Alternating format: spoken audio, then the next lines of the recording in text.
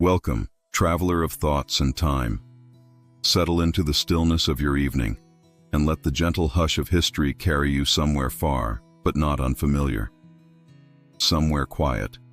Somewhere where the rhythm of life moved to the rustle of silk, the clatter of wooden sandals on stone, and the low, steady breath of tradition itself. Tonight we drift into Edo period Japan, a world shaped by the sword, yet held together by 1,000 quieter hands. You've heard of the samurai, the warrior caste, the nobles with blades at their sides and honor etched into their bones. But behind every stroke of the sword was someone kneeling, watching, obeying, enduring. This journey will guide you through the lesser-known layers of that world. First, we walk in the soft-soled shoes of a servant, bound by duty, silence, and constant submission to a life lived for another's honor. Then, we revisit the enigmatic tale of the 47 Ronin, a story steeped in loyalty, but cracked with contradictions. Later, we will rest among the remnants of the past, skeletal echoes uncovered beneath Edo's soil. And finally, we'll wander the peaceful, curated gardens of a samurai noble, where ritual met control and stillness disguised strength. So, allow your body to rest and let your mind slip gently into another time. Let's begin. In the shadow of the blade. What it was really like to be a samurai's servant. Endless bowing, harsh punishments, silent suffering. Explore life in constant submission. Imagine yourself waking before the first light breaches the thatched eaves. The room is cool, dim.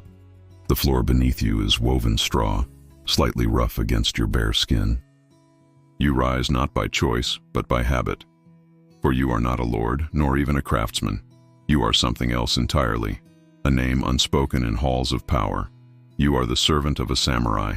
The household is not grand. Not all samurai lived as lavishly as tales suggest. The domain of your master is modest. A tiled roof, wooden siding, perhaps a small garden if the family is of good standing. But the discipline within is absolute. You begin with silence. The fire needs coaxing. Embers from the night must be awakened like a sleepy child, gently but persistently. The rice must be soaked, washed, cooked. Water must be drawn from the well. The swords must be cleaned. And always, before your master awakens, the sandals, waraji, must be precisely aligned outside his door, left facing right. To err in their placement is to risk rebuke, and a rebuke is never just words. Discipline is not something you receive. It is something you absorb. A missed task might mean a sharp slap, a misfolded garment, a day without food. You do not protest. There is no room for ego in your role. Your place is not one of voice, but of presence, of readiness. You bow when your master passes. Always, deeply, repeatedly. Sometimes 10, 20 times a day. Your knees ache, but it's the ache of your station. You kneel when he sits, stand when he stands. You walk behind him. You speak only when spoken to, and even then, briefly. The days are filled with details, folding the hakama just so, brushing dust from the armor, even when unused, polishing the katana, never by the blade, only by the spine. Oil the steel, dry the sheath. Everything must be exact. The sword is his soul, and it is your responsibility. You eat last. Always, if there is food left. Often, it is rice with pickled radish, takuan, a meal plain enough to fill without satisfying. You do not complain. Complaining would mean dishonor. And dishonor reflects upon your master, which means it reflects back upon you tenfold. The rhythm of your life is not your own. You wash his garments, hands raw from lye and cold water. You draw his bath. Test the temperature with your fingers. Adjust the coals beneath the wooden tub. You fetch news from town, but never linger. You see the outside world, but it is not yours. You are a presence without shape, a shadow without story. On some days, your master trains. You attend silently. If he spars, you wait nearby with towels. If he draws blood, his or another's, you tend without question. You have seen bruises on his son. You have bandaged them. You say nothing. Punishment for servants is common. a broken bowl, a misjudged greeting, a child who cried too loudly. Sometimes a servant is dismissed, sometimes beaten. Once a girl was sold to repay a debt. She did not cry when she was led away. Her silence haunts you. And yet, within all this, there is a strange stillness. There is pride, too, a quiet one. To serve a samurai is to be part of something larger. Your life, however small, helps support an entire lineage. You are the hands that dress history. You are the eyes that witness without being seen. There are moments of softness. On the first full moon, your mistress places dumplings on the porch as an offering to Tsukimi, the moon viewing festival. She lets you have one. For a few minutes, you are allowed to sit in the garden. You look up. The moon is silent. You are silent, but your heart slows. The world slows. And then, the bell rings. Time to prepare the evening meal. There is no climax to your story, no duel, no tale of revenge or victory. But there is rhythm, a rhythm of patience, of quiet dignity, a rhythm you follow like breath. This is the life of a samurai's servant, invisible, uncelebrated, enduring. And now, with the silence of the servants' quarters behind us, we step into the cold corridors of loyalty and revenge. A tale often told in bright strokes, but when viewed more closely, reveals shadows beneath the legend. The Strange Fall of the 47. Ronin Japan's most famous loyalty tale wasn't as honorable as you think. You may already know the story, told in quiet tea rooms and bustling kabuki halls. The tale of 47 loyal samurai, stripped of their master, who waited in patience and silence, only to avenge his death, then meet their own with dignity. But imagine now, stepping back before it became a legend. It is the early 1700s. The Tokugawa shogunate is well established. Peace stretches across the islands, but it is a peace maintained through rigid control, ceremony, and hierarchy. Samurai still wear swords, but many now serve in administrative roles. The blade, while still revered, has grown quiet. In Edo, now Tokyo, the air is dense with incense and protocol. A young daimyo, Asano Naganori, is preparing for an important ritual at the shogun's palace. It is a ceremonial reception of imperial envoys, highly formal, deeply scripted. The sort of event where a single misstep, a single misplaced syllable, could spark disgrace. To ensure he performs properly, Asano is assigned a mentor in court etiquette, Kira Yoshinaka, a senior official well-versed in all things ceremonial. Now, Kira was known even then for his pride. It was whispered that he expected gifts, that he was cold, impatient with younger lords. Asano, young and principled, refused to bribe him, perhaps out of pride or perhaps out of principle. Tension brewed, unspoken but thick in the air. Then, on one quiet spring day in 1701, it snapped. Inside the shogun's castle, as footfalls echoed softly across polished wood, Asano drew his short sword and attacked Kira. He did not kill him, only wounded, but the deed was unforgivable. Violence within the castle walls was a crime beyond honor. Asano was ordered to commit seppuku, ritual suicide, that very evening. His lands were seized. His retainers were left masterless, ronin. You might picture these men, cast adrift, standing in the rain, their swords at their sides, quietly swearing vengeance. But what followed was not so immediate, or so noble. For nearly 2 years, the 47 former retainers of Asano disappeared into the world. Some became merchants, others posed as monks. One, it is said, became a beggar. All this, they claimed, was to avoid suspicion, to lull Kira into complacency. Perhaps, but some historians wonder, did they hesitate? Was it doubt or fear? Were all 47 truly resolute from the start? Their leader, Oishi Yoshio, once a high-ranking samurai, was seen in the pleasure quarters of Kyoto, drunk, disheveled, with courtesans on either arm. To his enemies, it was proof of disgrace, but to his allies, it was part of the ruse, an elaborate act to mask his true intent. Still, it leaves a question hanging gently in the air. When they finally struck, it was on a snowy night in December 1702. Quietly, efficiently, they surrounded Kira's mansion in Edo. They scaled the walls, subdued the guards, and after a calm but ruthless search, they found Kira hiding in a shed. He refused to identify himself at first. He was trembling. He begged. Oishi offered him the chance to die with honor, to commit seppuku, like Asano. Kira refused, and so he was killed. The 47 men then marched through the silent, sleeping city. They carried Kira's severed head in a wooden pail, covered with cloth. They walked through the snowfall to Sengakuji Temple, where Asano was buried. There, they laid the head before his grave. A final gesture, a tribute. They did not run. They sat and waited. The shogunate now faced a dilemma. These men had violated the law, but they had upheld the deepest principles of samurai loyalty. Punishing them might offend powerful families. Pardoning them would undermine law. After much deliberation, a decision was made. The 47 ronin were allowed to die with honor.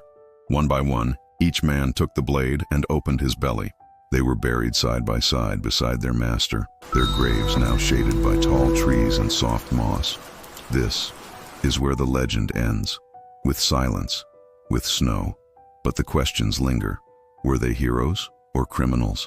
Did they act purely from honor, or were they swept up in the momentum of a story too powerful to resist? Was this a protest against injustice, or a performance in a society ruled by appearances? Centuries later, their story is retold again and again, in plays, in books, in films. Each time, a little brighter, a little cleaner. But if you stand at Sengakuji today and look at the worn stones, the faint names etched into weathered slabs, you may sense something different. Not glory, not tragedy, but stillness. The kind that comes after a choice is made, the kind that cannot be undone. And in that stillness, the snow still falls.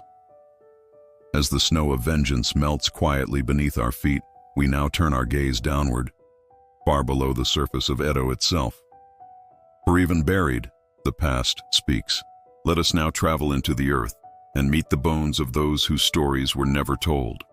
When you are ready, we'll explore the discoveries of unearthed, the samurai skeletons of Edo.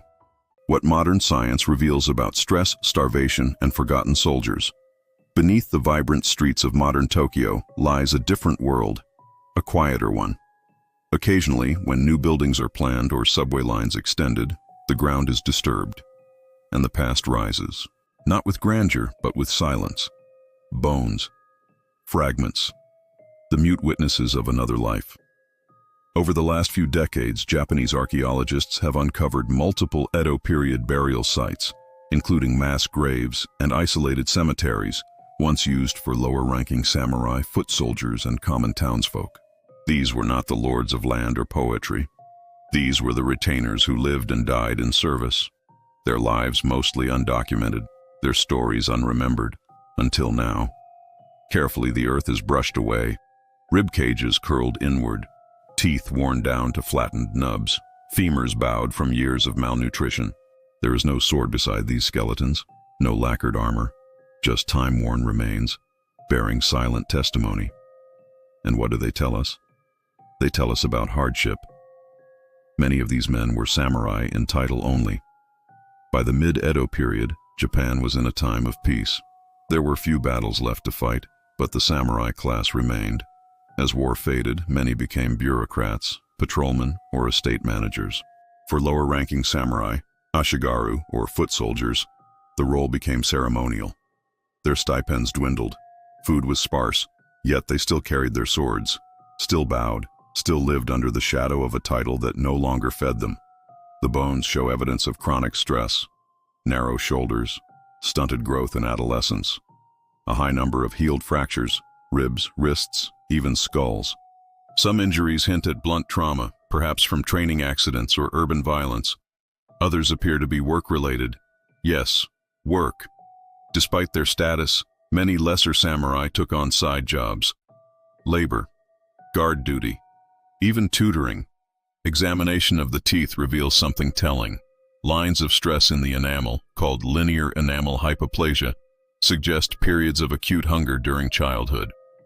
For these children of samurai families, The path to honor began not with swordsmanship, but with quiet deprivation. Then there are the calluses, visible even in the bones of the hands, enlarged joint surfaces, evidence of constant wear. These were hands that carried rice sacks, repaired walls, tended fire pits, not only polished blades. It is a sobering truth. The romantic image of the samurai, a serene warrior wrapped in silk, quoting poetry beneath a cherry tree, rarely applies here. For most of them, the cherry blossoms were admired from a distance, if at all. Their lives were full of protocol, yes, but also of tension, financial, physical, emotional.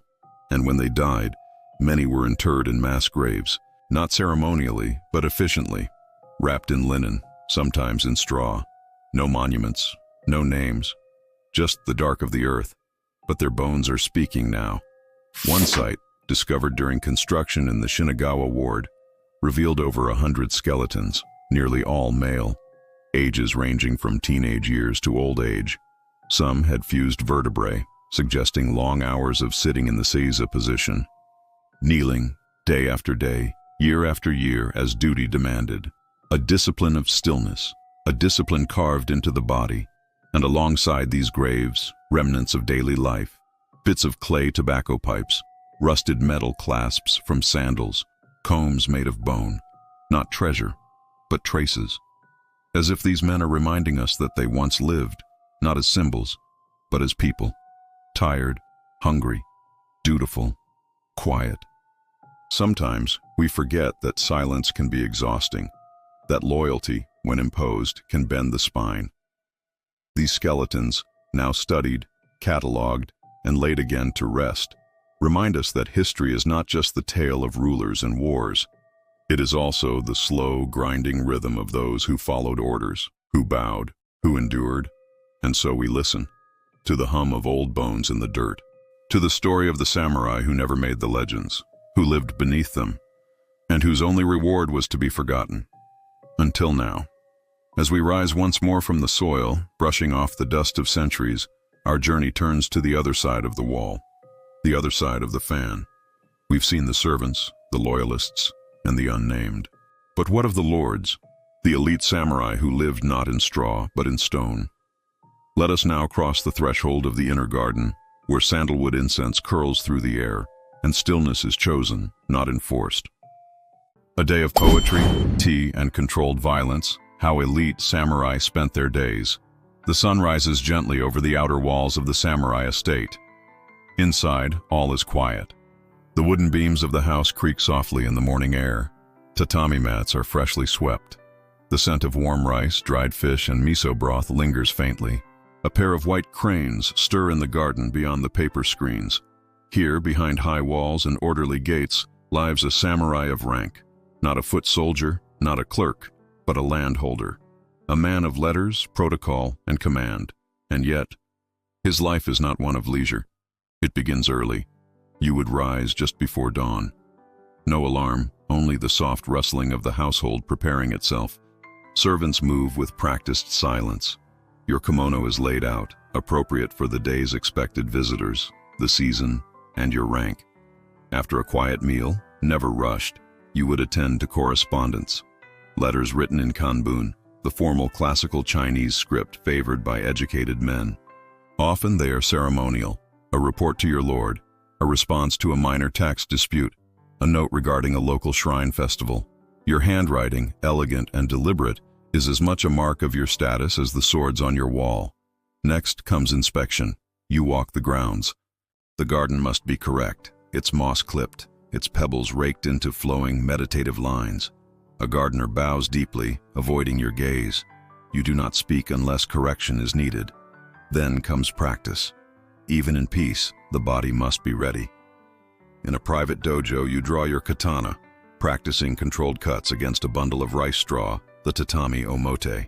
The blade moves cleanly. You reset, you draw again. Precision, not power, is the goal. The art of stillness within motion. Afterward, you may meet with retainers, disputes among farmers, reports of crime, the repair of a canal. These pass across your desk. You listen, nod, delegate. Your authority, while not absolute, is final within your domain.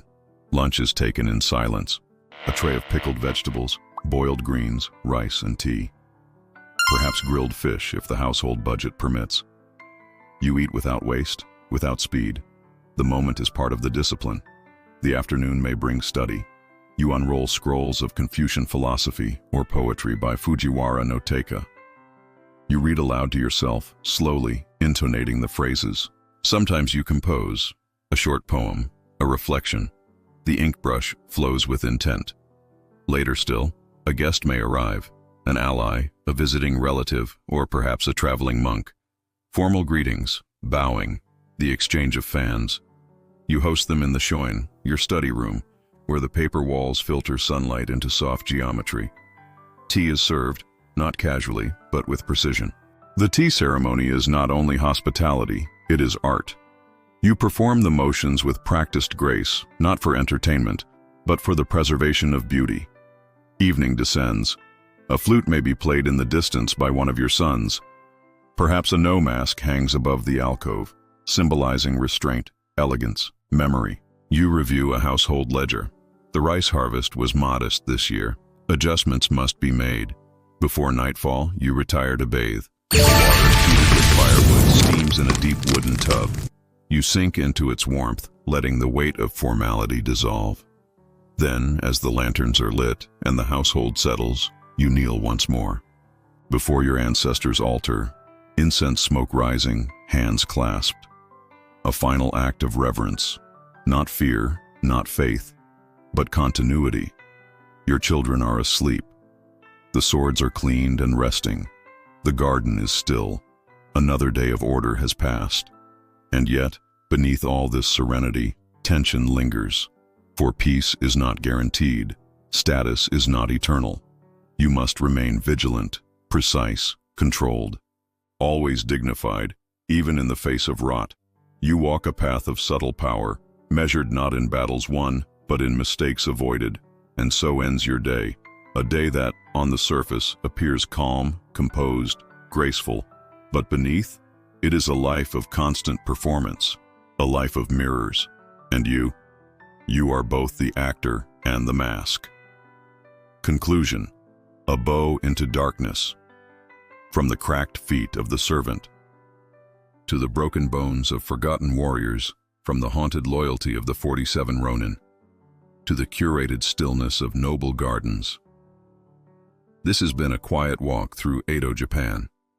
Not the Japan of films or legends, but the Japan of footsteps, sighs, silence, and strain.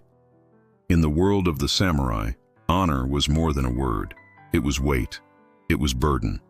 And for most, it was never optional.